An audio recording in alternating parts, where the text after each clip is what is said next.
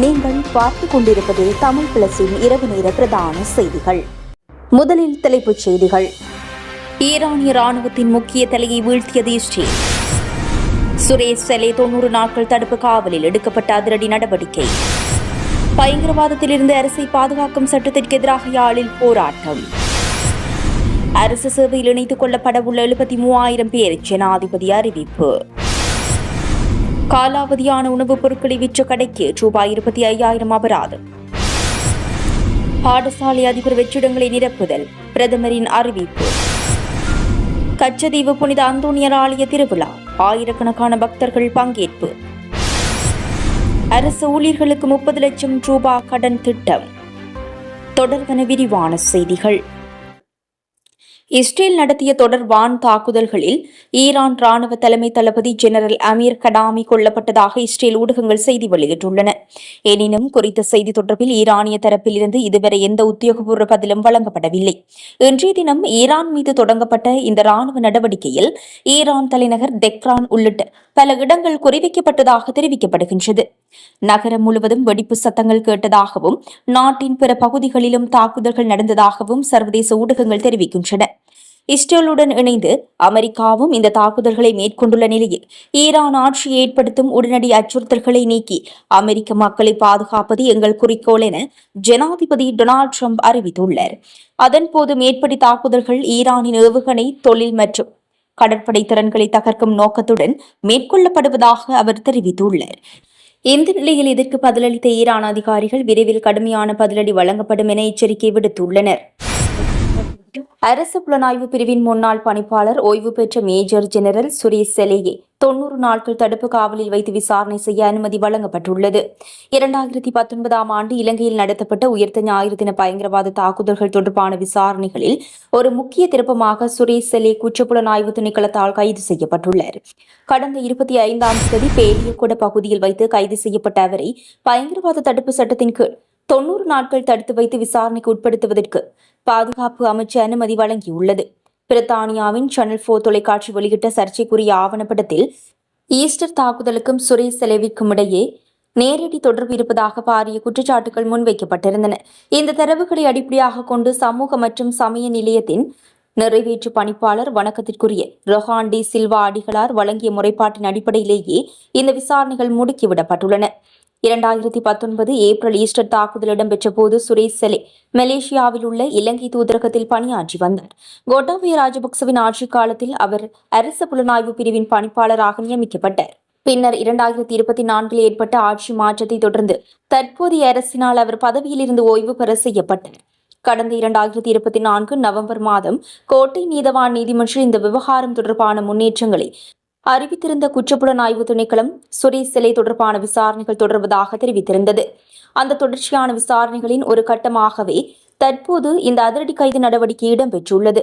இந்த 90 நாட்கள் தடுப்பு காவல் விசாரணையின் மூலம் ஈஸ்டர் தாக்குதலின் பின்னணியில் உள்ள உண்மையான சதிகாரர்கள் மற்றும் மறைக்கப்பட்ட உண்மைகள் வெளிவரும் என பாதிக்கப்பட்ட தரப்பினர் பலத்த எதிர்பார்ப்பில் உள்ளனர்.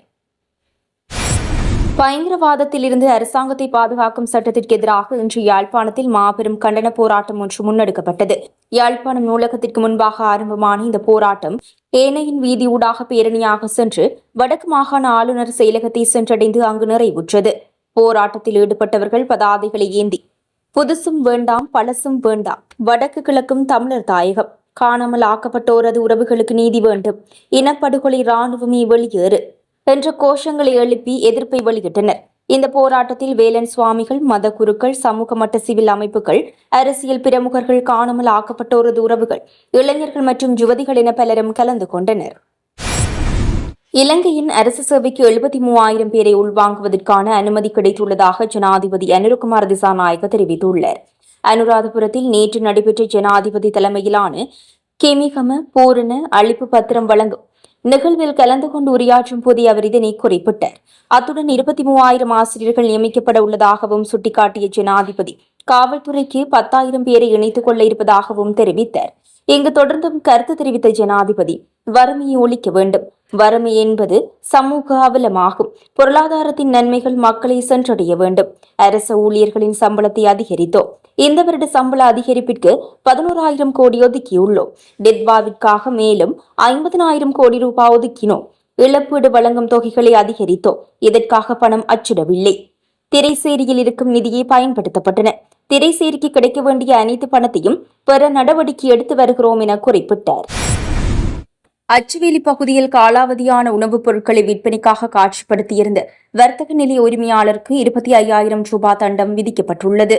அச்சுவேலி பகுதியில் உள்ள உணவு கையாளும் நிலையங்களில் சுகாதார மருத்துவ அதிகாரி பணிமனையினர், பொது சுகாதார பரிசோதகர்கள் உள்ளிட்டோர் மேற்கொண்ட திடீர் சோதனை நடவடிக்கைகளின் போது பல்பொருள் அங்காடி ஒன்றில் காலாவதியான பிஸ்கெட்களை விற்பனைக்காக காட்சிப்படுத்தியிருந்த வர்த்தக நிலைய உரிமையாளருக்கு எதிராக மல்லாகம் நீதவான் நீதிமன்றில் வழக்கு தாக்கல் செய்யப்பட்டுள்ளது. வழக்கு விசாரணையின் போது வர்த்தக நிலைய உரிமையாளர் தன் மீதான குற்றச்சாட்டை ஏற்றுக்கொண்டதை அடுத்து அவரை கடுமையாக எச்சரித்த மன்று 25,000 ரூபாய் தண்டம் விதித்தது. அதேவேளை கடந்த வாரமும் அச்சுவேலி பகுதியில் உள்ள உணவு கையாளும் நிலையம் ஒன்றுக்கு 1,20,000 ரூபாய் தண்டம் விதிக்கப்பட்டமை குறிப்பிடத்தக்கது. அச்சுவேலி பகுதிகளில் சுகாதார மருத்துவ அதிகாரி பணிமனையினர் மற்றும் பொது சுகாதார பரிசோதகர்கள் இணைந்து உணவு கையாளும் நிலையங்கள், பல்பொருள் அங்காடிகள் என்பவற்றில் திடீர் சோதனை நடவடிக்கைகளில் ஈடுபட்டு வருகின்றமையும் குறிப்பிடத்தக்கது. நாட்டில் நிலவும் பாடசாலை அதிபர்களுக்கான வெற்றிடங்களை நிரப்பவும் அதிபர் சேவையை வலுப்படுத்தவும் முறையான ஒரு நியமன முறைமை அறிமுகப்படுத்தப்படும் என பிரதமர் ஹரணி அமரசூரிய தெரிவித்துள்ளார். கல்வி அமைச்சில் அதிபர்கள் சேவை சங்கத்தின் உறுப்பினர்களுடன் நேற்று நடைபெற்ற விசேட கலந்துரையாடலின் போதே பிரதமர் இதனை குறிப்பிட்டார். தற்போது பாடசாலைகளில் நிலவும் அதிபர் வெற்றிடங்களை அடிப்படையாக கொண்டு முறையான ஒரு பொறிமுறையினூடாக அதிபர்களை நியமிக்க நடவடிக்கை எடுக்கப்படும் பிரதமர் சுட்டிக்காட்டினார். புதிய கல்வி சீர்திருத்தங்களை முறையாக நடைமுறைப்படுத்துவதற்கு கல்வித்துறைசார் நிபுணர்களுக்கு திருப்திகரமான மற்றும் ஆதரவான பணிச்சூழலை உருவாக்குவது அவசியம் என தெரிவித்தார். இந்த நிலையில் அதிபர்களின் பதவி உயர்வுகள் மற்றும் நீண்ட காலமாக நிலவும் சம்பள முரண்பாடுகளை தீர்ப்பது குறித்து பொதுச் சேவை ஆணைக்குழு மற்றும் முகாமைத்துவ சேவை திணைக்களத்துடன் பேச்சுவார்த்தை நடத்தப்பட உள்ளது என கல்வி அமைச்சின் அதிகாரிகள் தெரிவித்தனர். இலங்கை இந்திய பக்தர்களின் உறவு பாலமாக உள்ள கச்சதீவு புனித அந்தோனியார் ஆலய திருவிழா நேற்று மாலை கொடியேற்றத்துடன் ஆரம்பமானது. நெடுந்தீவு பங்குத்தந்தை பத்திநாதன் கலந்து கொண்டு தேவாலயத்தின் எதிரே உள்ள கொடிமரத்தில் அந்தோனியார் திருவுருவம் பொறிக்கப்பட்ட கொடியினை ஏற்றி வைத்து திருவிழாவை தொடக்கி வைத்தார். அதனைத் தொடர்ந்து தேவாலயத்தில் யாழ் மறைமாவட்ட ஆயர் ஜெபரத்னம் தலைமையில் பங்குத்தந்தைகள் பிரார்த்தனையில் ஈடுபட்டு வருகின்றனர். கச்சதீவு புனித அந்தோனியார் ஆலய உயர் திருவிழாவிற்காக இம்முறை 6,000க்கும் மேற்பட்ட இலங்கை பக்தர்களும் இந்தியாவிலிருந்து 3,992 பக்தர்களும் சென்றடைந்துள்ளார்கள் என தெரிவிக்கப்படுகின்றது. அதன்படி நேற்றைய தினம் நெடுந்தீவிலிருந்து 450 பக்தர்களும் ஊர்காவல்துறையிலிருந்து 434 பக்தர்களும் சென்றடைந்த நிலையில் குறிக்கட்டுவான் மற்றும் காங்கேசன் துறையிலிருந்து மேலும் 500 பக்தர்கள் சென்றடைந்ததுடன் நீர்கொழும்பு மற்றும் மன்னார் உட்பட ஏனைய மாவட்டங்களில் இருந்து நேரடியாகவும் பக்தர்கள் சென்றடைந்துள்ளார்கள் என குறிப்பிடப்படுகின்றது. அரசு ஊழியர்களுக்கு 30 லட்சம் ரூபாய் வரை கடன் வழங்க தீர்மானித்துள்ளதாக ஜனாதிபதி அனுரகுமார் திசாநாயக்க தெரிவித்துள்ளார். அனுராதபுரத்தில் ஆரம்பமான கிமிகம பூரண அளிப்பு பத்திரம் வழங்கும் தேசிய திட்ட நிகழ்வில் கலந்து கொண்டு கருத்து தெரிவிக்கும் போதே இதனை கூறியுள்ளார். மேலும் கருத்து வெளியிட்ட அவர், அரசு ஊழியர்களுக்கு 30 லட்சம் ரூபாய் வரை கடன் வழங்க இருக்கின்றோம். அதில் அரசாங்கம் 4% வட்டியை ஏற்கும். பல்வேறு வகைகளில் வீடுகள், பாதைகளை நிர்மாணிக்க தேவையான நடவடிக்கை எடுக்கப்படுகின்றது. சிறு மற்றும் மத்திய தொழில் முயற்சியாளர்களுக்கு சலுகை அடிப்படையிலான கடன் வழங்க 96,000 மில்லியன் ஒதுக்கியுள்ளோம். கிராமிய இளைஞர்களுக்கு தமது திட்டங்களை முன்வைத்து பணம் பெறலாம். வங்கிகளின் ஊடாக கைத்தொழில்களுக்கு கடன் வழங்க ஆலோசனை வழங்கியுள்ளோம். 73,000 பேரை அரசு சேவைக்கு உள்வாங்க அனுமதி கிடைத்துள்ளது. 23,000 ஆசிரியர்கள் நியமிக்கப்பட உள்ளனர். போலீசிற்கு 10,000 பேரை இணைத்துக் கொள்ள இருக்கிறோம். இந்த வகையில் பொருளாதார வெற்றியை கிராமங்கள் வரை விஸ்தரிக்க பல்வேறு திட்டங்களை தயாரித்து வருகின்றோம் என தெரிவித்துள்ளார். ஈரானில் இருந்து இஸ்ரேலை நோக்கி ஏவுகணைகள் ஏவப்பட்டுள்ளதாக தெரிவிக்கப்பட்டுள்ளது. இஸ்ரேல் பாதுகாப்பு படை சற்று முன் வெளியிட்டுள்ள அறிக்கையில் இந்த விடயம் தெரிவிக்கப்பட்டுள்ளது. ஈரானிய பகுதியிலிருந்து இஸ்ரேலிய எல்லைகளை இலக்கு வைத்து ஏவுகணைகள் ஏவப்பட்டதை இஸ்ரேலிய ராணுவம் கண்டறிந்துள்ளது. இந்த நிலையில் இஸ்ரேல் முழுவதும் அபாய எச்சரிக்கை சைரன்கள் ஒலிக்கவிடப்பட்டுள்ளன. பொதுமக்கள் அனைவரும் உடனடியாக பாதுகாப்பான இடங்களுக்கு செல்லுமாறு அறிவுறுத்தப்பட்டுள்ளனர். ஈரானின் ஏவுகணைகளை இடைமறித்து இஸ்ரேலிய வான் பாதுகாப்புத்துறை தீவிரமாக ஈடுபட்டுள்ளது. இன்று அதிகாலை இஸ்ரேல் மற்றும் அமெரிக்கா இணைந்து ஈரான் மீது நடத்திய வான்வழி தாக்குதல்களுக்கு பதிலடியாகவே ஈரான் இந்த தாக்குதலை முன்னெடுத்துள்ளதாக தெரிகின்றது. இதனால் மத்திய கிழக்கு பிராந்தியத்தில் போர் பதற்றம் முன்னெப்போதும் இல்லாத அளவிற்கு அதிகரித்துள்ளது.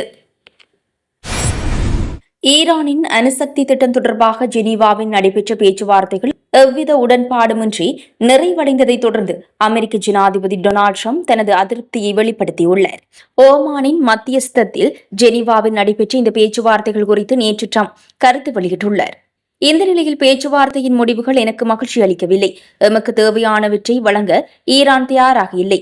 ராணுவ நடவடிக்கையை நான் விரும்பவில்லை. ஆனால் சில நேரங்களில் அதை செய்ய வேண்டியிருக்கும் என தெரிவித்தார். டிரம்பின் இந்த கருத்துக்கள் ஈரான் மீது அமெரிக்கா எந்நேரமும் ராணுவ தாக்குதலை நடத்தக்கூடும் என்ற அச்சத்தை உலகளாவிய ரீதியில் அதிகரித்துள்ளது.